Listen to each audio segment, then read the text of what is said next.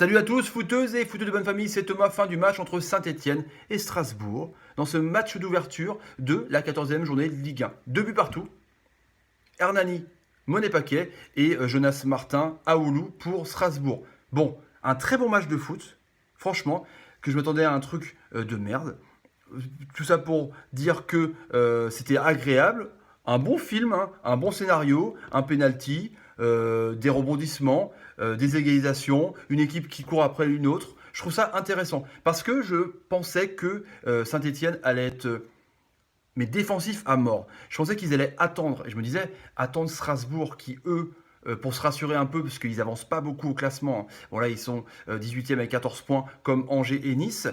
Mais ils avancent petit à petit, comme Dijon, en fait. Ils jouent bien, mais ils font que des matchs nuls, même s'ils ont gagné la semaine dernière contre Rennes. Très belle victoire d'ailleurs, 2 buts à 1. Et là, je pensais justement que les deux équipes allaient s'attendre que ça allait donner un match nul. Ça a fait un match nul, mais il y a eu des buts. Parce que Saint-Etienne a fait du pressing. Saint-Etienne a été plus mordant.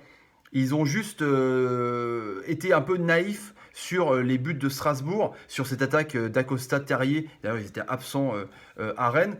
Qui est franchement, Terrier, il faudra qu'on en parle parce que il est génial, ce mec, sans déconner. C'est un jeune, il est en espoir, il cartonne tout en espoir. Et je trouve que à la manière de Bamba, je pense qu'on voit des jeunes dans les équipes à faible budget. Bon, bah, Saint-Etienne a plus de budget que Strasbourg. Mais du coup, on voit des jeunes apparaître et on voit surtout, inquiétant ou pas, attention, hein, des jeunes prendre les clés d'une équipe.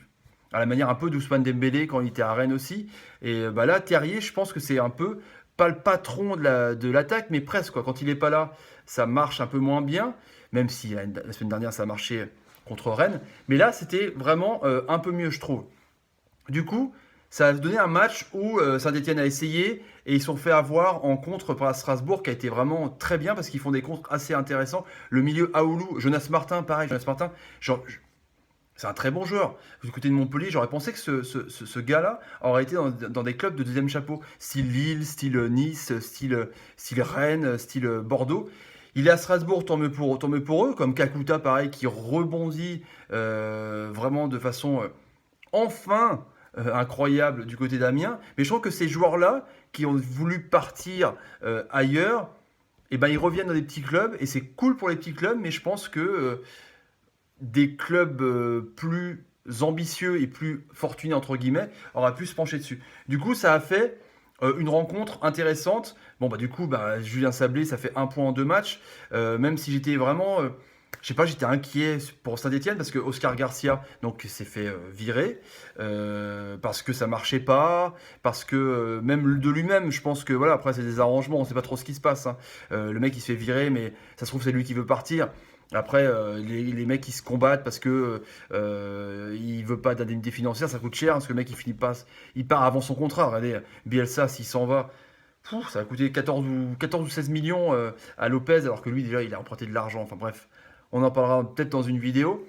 Et du coup, je pensais que Saint-Etienne allait être cramé psychologiquement. Vous voyez, je croyais que les joueurs allaient pas être dedans. Mais en fait, ça a été bien parce que je pense que ils sont tous avec Sablé. Sablé était un patron vraiment quand il était joueur à Saint-Etienne. C'était un patron de vestiaire, donc je pense qu'il connaît pas mal de ficelles mentales. Même si vraiment, hein, l'attelage de mettre deux entraîneurs ensemble, franchement, c'est une catastrophe.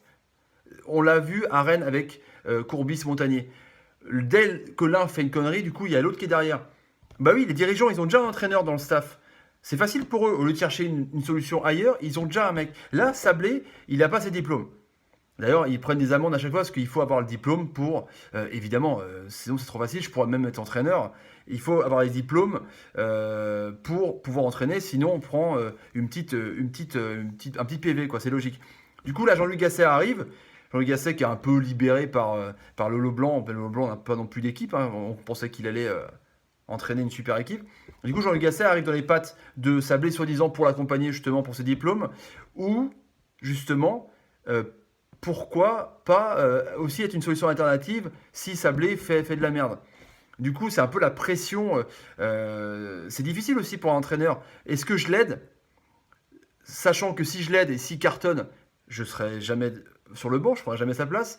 Et lui, la pression que si je lui demande trop de trucs, bah forcément, il voudra me dire des conneries. Enfin, je sais pas. L'entraide entre d'entraîneurs, je trouve pas ça terrible. En tout cas, sur ce match-là, Sablé, sur son milieu, Hernani, Pajot, son milieu vraiment physique, on est d'accord. Et ben, c'est super intéressant. Ça met des coups, mais c'est comme ça. En même temps, c'est la récupération. C'est son milieu 4-3-3. Théophile Catherine qui a rien à faire sur un terrain parce qu'il a blessé Sarr et il n'a pas été suspendu. Voilà, le parallèle, 3 mois de suspension, 3 mois de blessure, ça n'a pas été fait parce qu'il a eu un vice de procédure de je sais pas quoi. Bref, du coup, il est remis dans l'axe.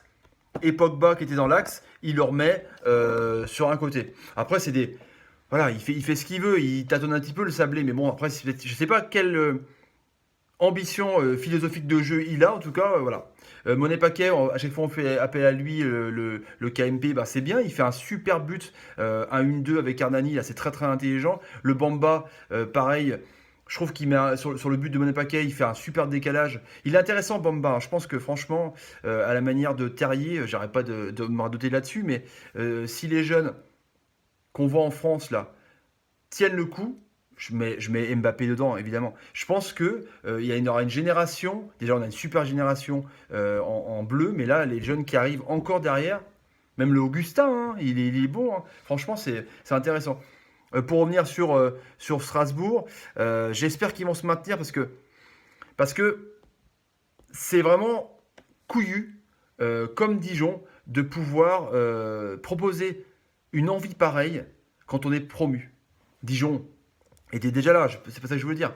Mais vouloir essayer de jouer alors que le but c'est rester en Ligue 1, d'avoir 42 points, franchement, Thierry Loret, chapeau bas. Il y avait la dalle angevine, maintenant il y a la dalle strasbourgeoise, mais Strasbourg montre des trucs intéressants. Il montre des, comment dire, une sorte de façon de jouer. Il cartonnait en Ligue 2, mais une sorte de façon de jouer un peu différente.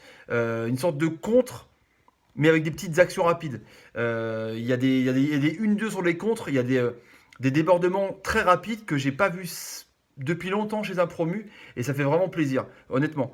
Après, sur le penalty, voilà, tirage de maillot sur Bakikone, l'ancien Lyonnais.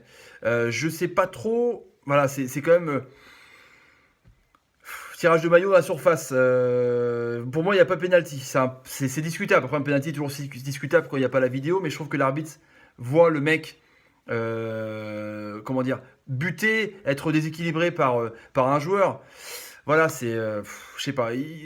Jusqu'à où ira le pénalty? Parce que quand il y a contact violent, des fois il y a pas pénalty, mais là c'est pas grand chose. Mais bon, après, voilà, c'est juste mon avis, mais on pourra encore discuter de ça. En tout cas, ça fait 2-2.